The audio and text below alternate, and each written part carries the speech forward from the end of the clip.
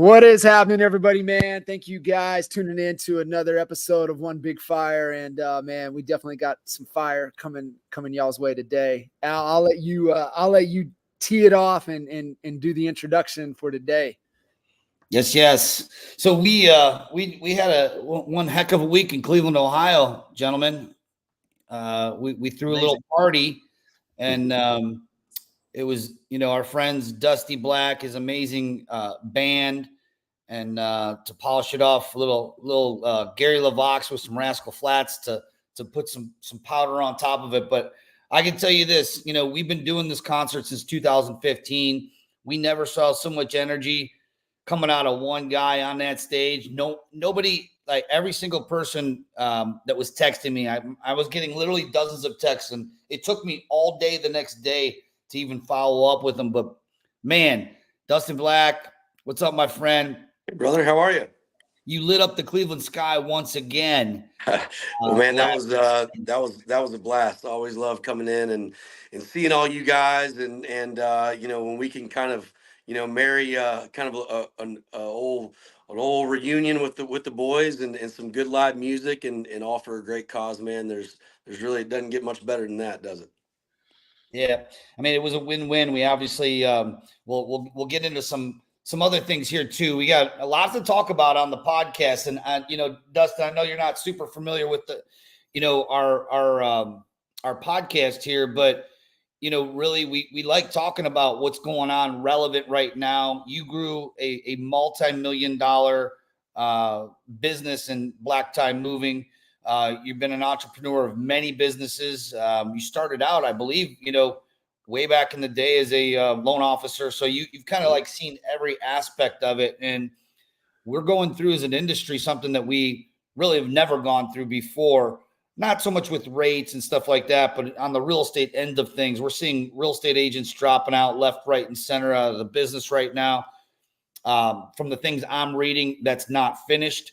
There is a Darwinian thinning of the herd happening right now. And I would love your perspective from being not a real estate agent, not a mortgage broker, but you serve our clients and helping them get from point A to point B with your amazing black tie moving company. Just what you're seeing from your end of things. And so we're gonna touch on that. But we're also going to touch a little bit on the Rock and Rescue and Agent to CEO. So welcome to the podcast, Dustin. Thanks, buddy. I appreciate you, man.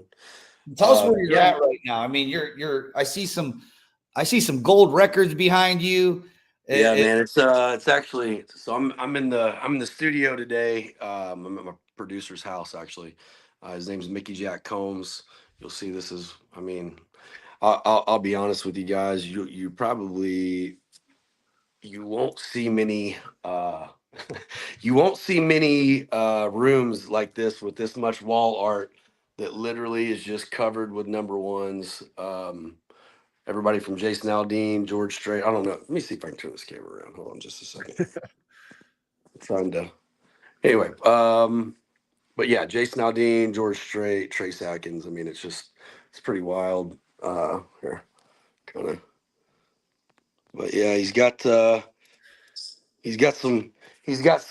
wall art, and the crazy thing is look at this. So this is just one room. Yeah. When we go in here, you have a reputation of aligning yourself with the best of the best, and clearly with Mickey, you've done that. Yeah, I'll show you the lab in here. We got my buddy John. He's faithful. He got and on the Zoom. The studio here. We got the vocal booth. So Mr. Mickey Jack told himself. So this is where the magic happens. This is where the magic happens in the vocal booth here. But yeah, it's a pretty special place. I mean, Mickey, who all's? Oh gosh, Jason Aldean, Luke Bryan, Pitbull's been in here. Luke Holmes has been in here. We've had all kinds of artists in here. Just a small, quaint spot. Yep. So we're about 45 minutes outside of town. But if you can see when I told you that, I mean, they're everywhere. Pretty crazy. He's got what, 50 number ones? Yeah. 50 number ones, 275 billion streams as a producer. Woo! Pretty wild. I'd say that's the work from home gig that I want to sign up for. I'm Right. all about that work from home. Well, careful what you wish for. There's many late nights in the studio that it's a grind, man. This guy's is a wizard at what he does and one of the best to ever do it, man. So I'm just lucky to be in the same room and have this opportunity. You know, when I signed my first like major record deal about 7 months ago, it was so Mickey has worked with the owner of the label that I signed with for the last 30 years. So the label I signed with, his name's Benny Brown, Stone Country Records, but he signed Jason Aldean to his first record deal, Dustin Lynch, Trace Atkins, I mean, Joe Nichols, literally 30 of the biggest country artists over the last 30 years. And just kind of having that opportunity to work with him, kind of running point, you know, in my music career, and, you know, putting people in my corner like Mickey Jack. I mean, it's all about, you know, who you surround yourself with and who you collaborate with. This is not a one man game. You know, it's definitely a team sport, and just like every other, you know, business or game we play typically. And it's just I'm very blessed to have these people around me and make me sound you know, better than I really am on the record. Well, Hey, so DB, talk a little bit about, you know, as Al kind of alluded to, you know, on the mortgage side, and then the tremendous success with Black Tie, and then now into, you know, what you're doing with country music. But like, kind of what are those decision-making filters? What are those principles? What are those things that kind of carry over in everything that you do, that you focus on? I think there's, you know, success always leaves clues. And it's like, you know, what are those, you know, steps that you've always taken in whatever you've done to find the success? Yeah, you know, I think that, I mean, as you guys know, I've always been incredibly passionate about building the right relationships and high level, you know, relationships. I think that it's the most important, you know, it's the most important thing that we can do. I don't care what business that you're in, or you know, it's relationships are really far more, you know, important to me than really anything else, because they're the ones, you know, my real estate relationships, like you guys, you know, that help drive business to Black Tie. My relationships in, you know, if I want to write, you know, the best song that I possibly can, then I better get in the room with the best songwriters that I can possibly find. Does that make sense? And, you know, I think just putting yourselves, you know, in a position to win by surrounding yourself with, you know, the best of the best. That's something that I've always tried to do. I try to be a student at all times when I'm in those rooms, and find how I can not only, you know, not learn, you know, learn from these other guys everything that I can, but also learn what I can do to provide as much value as I can to them.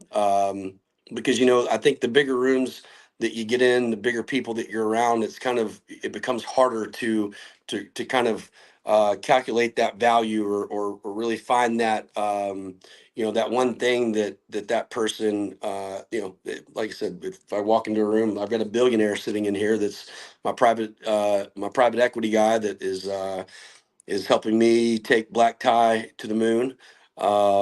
And he came in the studio with me today. We're doing some music business stuff as well. But, you know, it's finding things that guy that guy's passionate about, or things that you can do to add value to a guy like that's life. You know, it's a little bit harder to do that for a guy who has everything, right? So I think it all comes down to, you know, there's a support that you show, and a camaraderie ship, and I think that, you know, we can all learn something from everybody, right? No matter who you are or what you do. You know, it's always just kind of keeping your heart and your ears and your mind open, you know, and looking at ways to, you know, to add value, and learning everything that you can from those people that you put yourself around. So yeah. I think what, you know, when and then, you know, we've done that for years. It's not an overnight thing. You know, this is something that takes years and years, and you have to earn respect. You know, not not really, with your words, but with your actions. And, it comes down to how you treat people and how you serve people. And, and how you add value to their life and their business. I mean, it really just comes down to that. But I've been really fortunate, to, have kind of won my way into some of those big rooms, and I've won just some relationships along the way that have changed my life and my business forever. So Yeah. So cool. And some of the stories are just simply amazing. And when Mike, Jay, and the boys originally introduced me to you, the words that came out of Jay's mouth is, "This is the best connector that I've ever met." And then he told me a story, and I don't know if it's cool if we tell the story or not. I mean, I think Sure. it's a pretty great story. Cool. Can Yeah. can you tell the story about when and how you actually got a connection with Jason Aldean? I believe it was at a high stakes poker table in Vegas. So that was we actually I'd met him years before that, but I'm actually connected to Aldean through one of my good buddies, DJ Silver. And Silver is Aldean's best friend, and he's also his DJ. He's been touring with him for probably 10, 15 years. But yeah, we we went out to his show. He had a little residency in Vegas, and they invited us out there, and yeah, I mean, we had a blast. But really, I met Jason like kind of indirectly from Black Tie Moving. Just like I met a lot of these major artists here in town, and I was really just their mover, right? And we always went kind of above and beyond and made people feel really special on a very stressful day in their lives. They say death, divorce, and moving are the three most stressful things that we do as consumers, right? And anything that I can do to take some of that stress off of their plates, because moving is kind of one of those things that, like, yes, you can pay somebody to do it, but you still have a lot of stuff to do, like packing, unpacking, like things with your personal items. There's so many things to do. So we kind of made it a point to build relationships with these influencers or celebrities or musicians, through just like serving them in unique ways, on one of the most stressful days of their lives. And it's amazing. When we talk about, like, sometimes it's hard to kind of find ways to add value to people, of that, status or wealth, right? And I just kind of had a unique opportunity in moving, in this process, with kind of being able to lead with that, and then just build relationships as we go. So just like him. I mean, I really met Aldean through a move, but it was through DJ Silver. And then we've gone to Vegas and watched his shows. And yeah, we've played some blackjack together. It was a good time.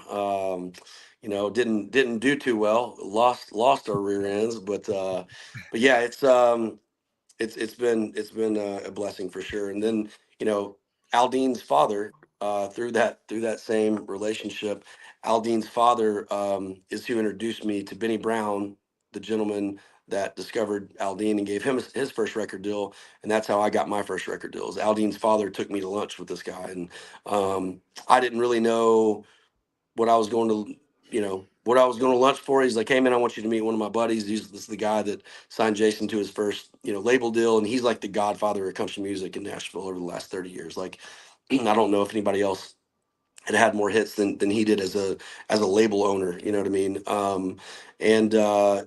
And yeah, so I mean, it's kind of a God thing. You know what I mean? I think in a lot of ways. But yeah, just very, very blessed. And it's kind of crazy how the world works, and how God works in your life whenever whenever you kind of treat people the right way, and do everything you can to serve others. So usually that ends up coming back tenfold, and that's exactly that's what happened here.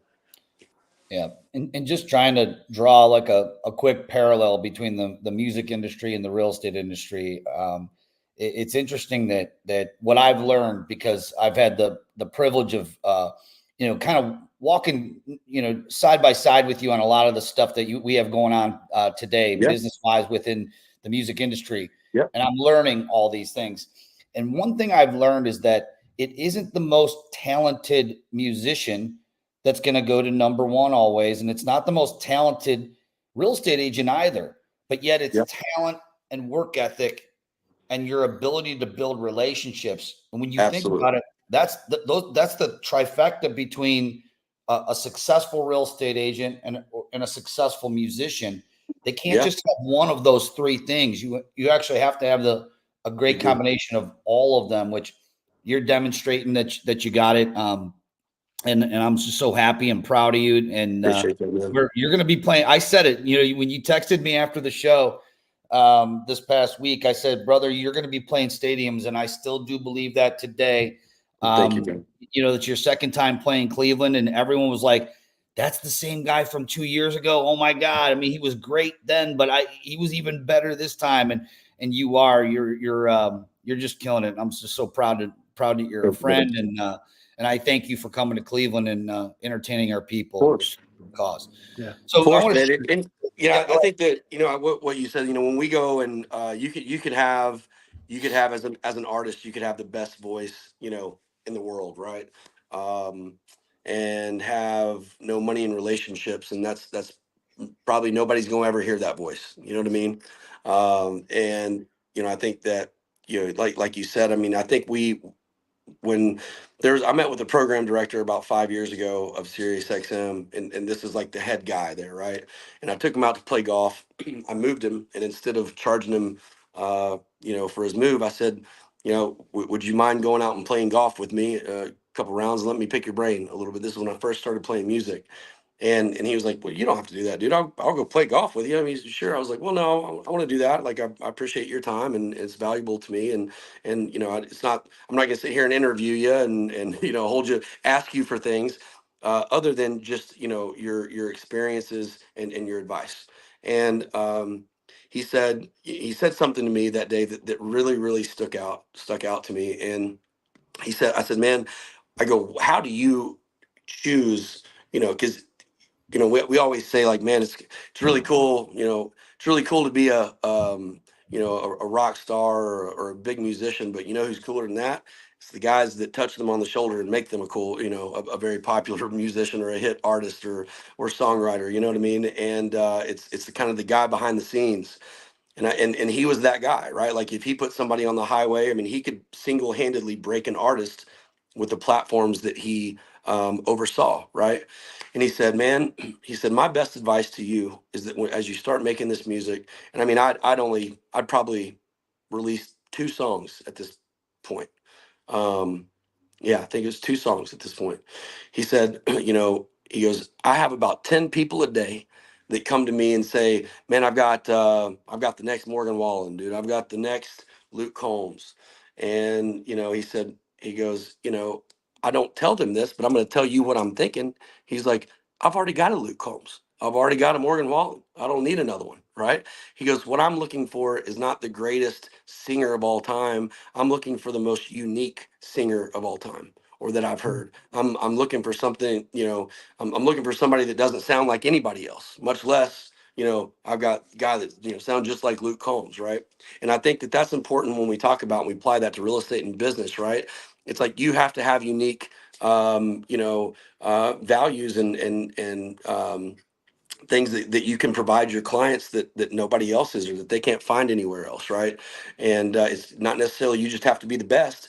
You just have to be unique and really good at earning that relationship and understanding, what value to add, to the right places, and really what is important to people, right? And a lot of that comes from, just good old, conversation, relationship building, and asking the right questions. But I thought that was very interesting, and still to this day, we were actually just talking about that a few moments ago.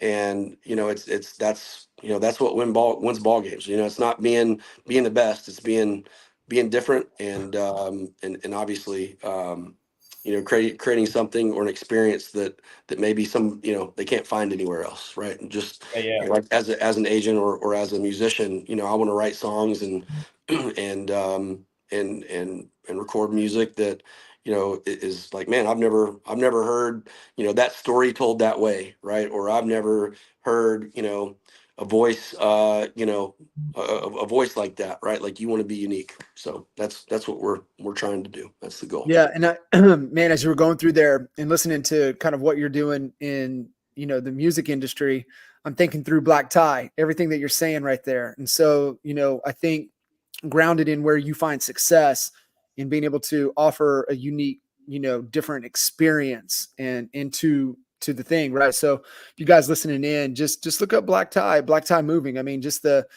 moving trucks to, the movers, to the appearance, to the red carpet being rolled out, to the whole thing. And, I mean, I used you, moving, and just being able to experience that. It is night and day versus any other type of moving company that's out there. And you create that differentiation and people remember that. And it's the You're right. look, the feel, and like you said, the overall experience of having to go through that. It's so many John, takeaways. if you can just repeat that, I'm going to go back in here to my private equity guy. If you could just Yeah, just absolutely. pump them tires a little bit more, man. You know what I mean? Man, I've awesome. used Thank them you. twice as well, and Yeah. I won't trust any other mover. Period. And this is coming from someone who was a mover. I dropped out of CSU when I was 19 years old, not knowing what I was going to do, and I ended up in the moving business. I'll tell you, it's a tough business, real tough. Yeah.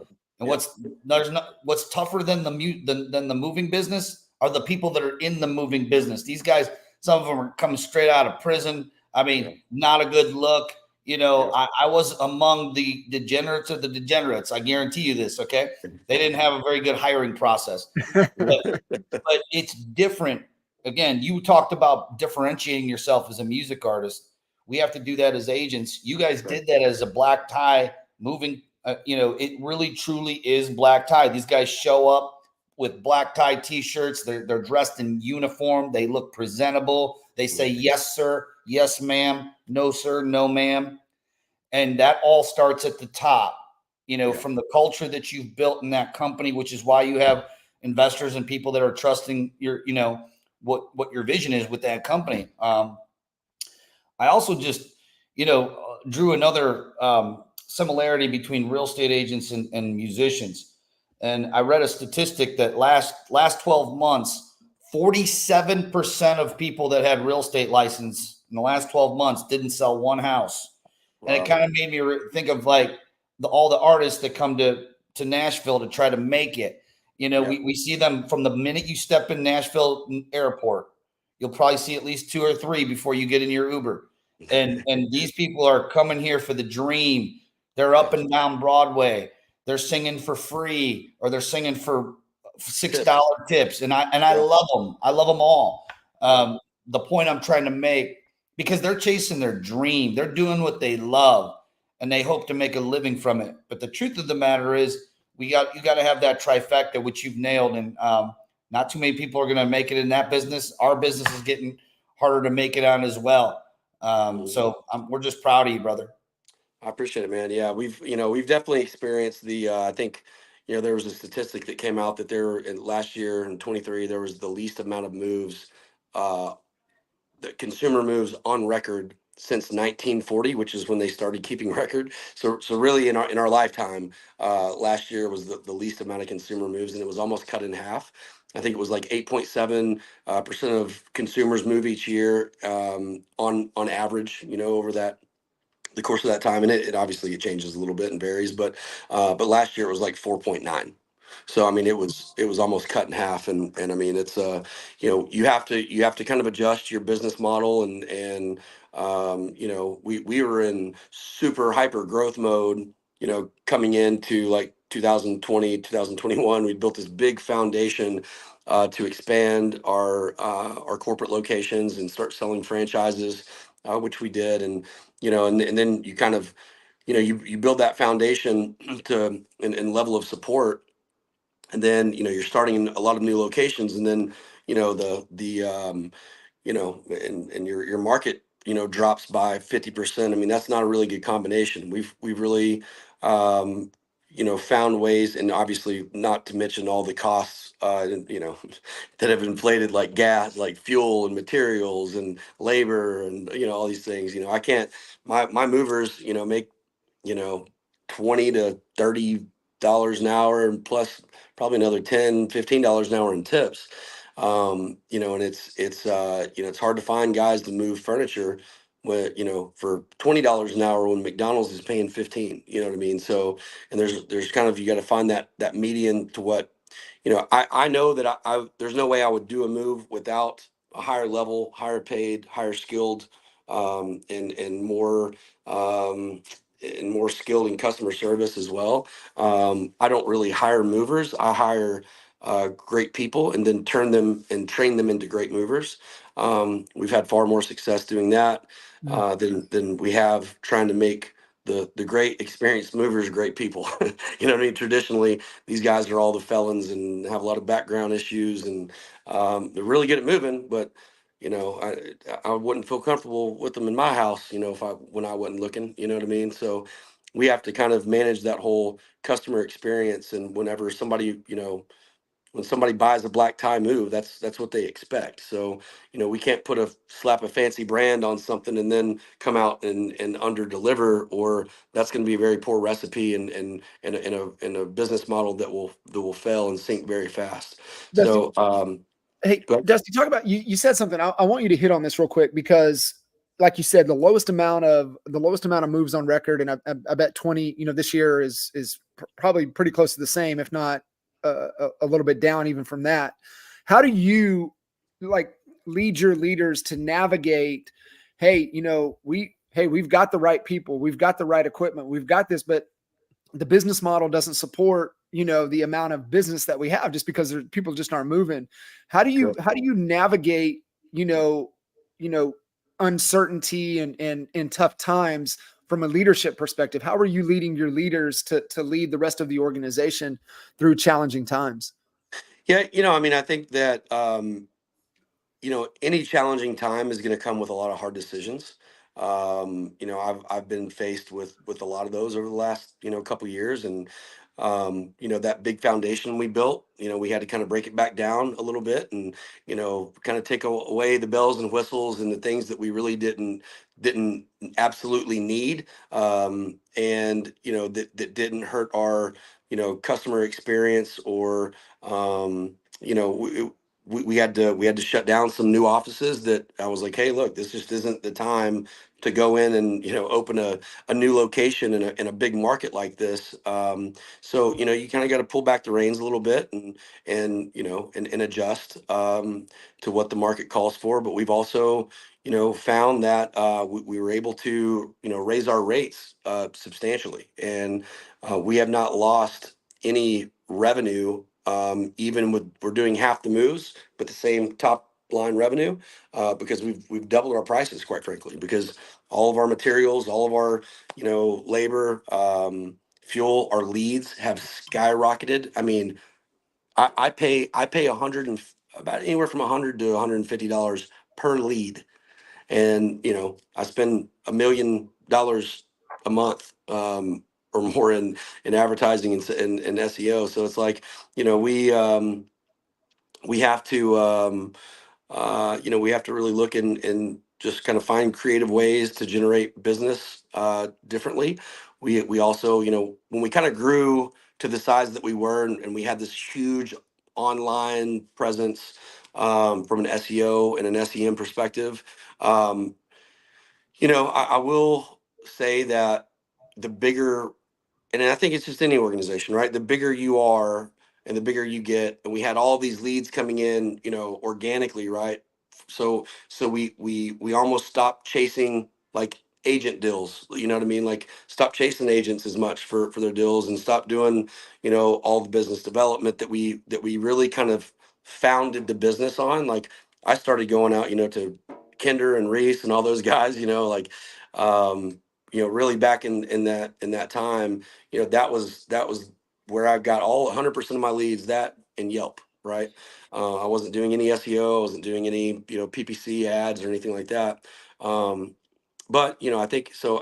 We've kind of, you kind of got to go back to the basics a little bit, I think, and really just, you know, kind of understand what works, and be incredibly resourceful with everything that you have, and you know, and who you have, right? Make sure that you're getting, you know, 100% out of each employee that, is in that corporate location. We're finding different ways, for them to add value to the organization and, kind of, I mean, we had to, we have to scale back a little bit at times and redistribute some roles and responsibilities. And, hey, everybody knows if you've got the right team, and you've built the right culture, then everybody understand, like they get it, right? It's not like blindsided by it. It's like, hey, look, the business goes like this. I mean, we got to make changes and adjust some things, and your job is going to get harder, right? But that doesn't mean that it's going to be like that forever, or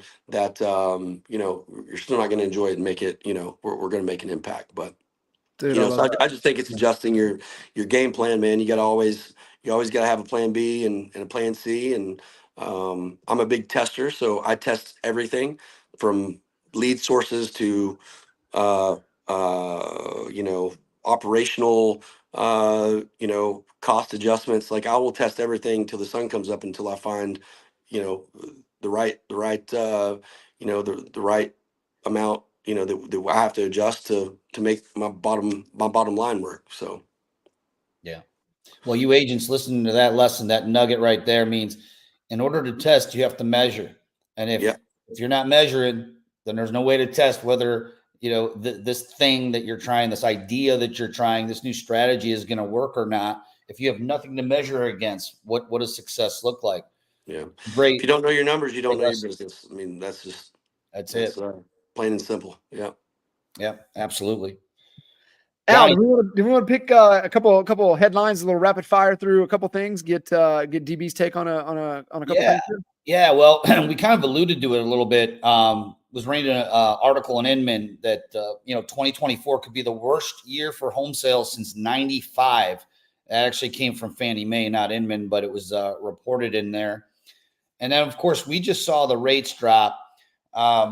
Obviously, I believe that just in observation, I follow this stuff a lot and I follow it closely. I believe that the Fed's been reactionary. They really haven't been looking where the puck's going. They've been looking at where the puck's at, and there's a big difference in that. When you're looking at where it's at right now, not where it's going, you have to be reactionary. And the fact that the Fed just cut a half point versus a quarter shows that they're trying to make up for lost ground. That's how I'm interpreting it. And that's not just my opinion. It's people that are way smarter than me that I listen and study what they say. Just a curiosity as a small business owner who feels this effect. We all are feeling the effects. I mean, just in my organization alone, the agent count is probably down somewhere around 700 agents or whatever. From what we're seeing, a lot of them aren't going to another company. They're just hanging it up. And they're like, why am I paying these real estate fees? I haven't sold a house in 12 months. Maybe this ain't for me. And they're just exiting the business altogether. Sure. Now, the good news for the people who are all in on that, they're not going to see an effect. If you're all in, not just sticking your toe in the water, but you're going to conferences, you're learning, you're studying how to be a marketer, which is what you were talking about earlier, Dustin. Yep. What do you think is going to happen? What does 2025 have in store for us? If they're talking about the Fed maybe even making another adjustment. We know that doesn't control mortgage rates, but mortgage rates typically will follow, or even get ahead of that curve before if they hear that there's going to be a drop. I believe that there probably will be a drop closer to 6%. Maybe I think that the magic number is just slightly below it. Keep it in the high fives, and we're going to see another resurgence of the housing market. What are you thinking? You've been through a few cycles like this. What do you think in 2025 could look like for us in the real estate industry? I think that you want if you really want my personal opinion here, and this was, I think give it out. I think a lot of it's gonna depend on who gets elected here in November. But I think that and I mean, hey, I'm a proud conservative guy, so hit me if you will. But I think that Trump is going to run our country much more like a business, and he's much better equipped. to do that, and his staff. I think he will find ways to, obviously being a real estate guy, he will find ways to resurge the housing market and the economy. I think that if Kamala wins, I'm probably going to join your boys down in Puerto Rico for the foreseeable future. No, I'm kidding. Yeah, I don't know. I think I'm obviously I have I'm hopeful that it does come back. Obviously, it affects our business greatly, and looking forward to that coming back. But yeah, I just think there's no, world's a crazy place we live in right now, man. There's a lot going on. Yeah. But yeah, I'm hopeful, and I think that if they do come down, and I think you're right about being in that high five market. I think that's a really good place, for rates to hang out a while, and for people to get the confidence back to go and buy homes. I mean, because if you think about it, like my particular customers, I mean, we're a luxury homeowner, but we move apartments, we move, commercial building, I mean, we move everything, right? Local, long distance, whatever. But I would say 65% of my clientele are luxury homeowners, in that, like, depending on the market, 700,000. Nope. Uh-oh. We lost him. Hopefully he'll be able to jump back in here. Mickey Combs said, "Hey, enough. We got to get back to the Enough. studio." We got work. Pulled the plug on him on his internet. Yeah, so maybe he's gonna come back. It looks like it. Yo, It's trying. it's trying. That internet. It's No, trying. to that point though, right? Like, I mean, if we all had the crystal ball, I think you look at, I mean, it is going to really determine, where direction goes coming out of November. But if you look back historically, since 1970, we know after every presidential election, except for maybe one time since 1970, home sales have increased. So if you're looking historically at that, that's something to look at. All right, we got him back. Yeah, sorry about that, guys. I had a phone call. I didn't know that it kicked me out there. But yeah, so about 65% of our clientele are luxury homeowners. So we'll say 750,000 in residential homes. And you look at a lot of these people that, with rates being, double, triple what they have locked in right now. I mean, they go out and buy the same priced house and their payments, I mean, almost, double, right? So it's like, why would they move? Right. So even if they wanted to, or they could upgrade. So I think, it's just caused a lot of, kind of our clientele to kind of sit tight and wait on, these rates to come down. So I'm really hopeful that, once they do a little bit, we are going to see a big resurgence in the market. So. Yeah. I mean, I lean to the conservative side on probably 90% of everything as well. And but when there's one thing I'd like to, that I find a bit interesting, that when we talk about inflation and we talking about home prices constantly going up, which sends affordability down for many people. In some places it's almost doubled, the cost of a house, which, if we lower rates, it's not going to help things, right? There's one factor that nobody talks about a whole lot, and that is the BlackRock factor. We're talking about institutional money, that they literally have endless amounts of cash that they have to deploy and they have to buy.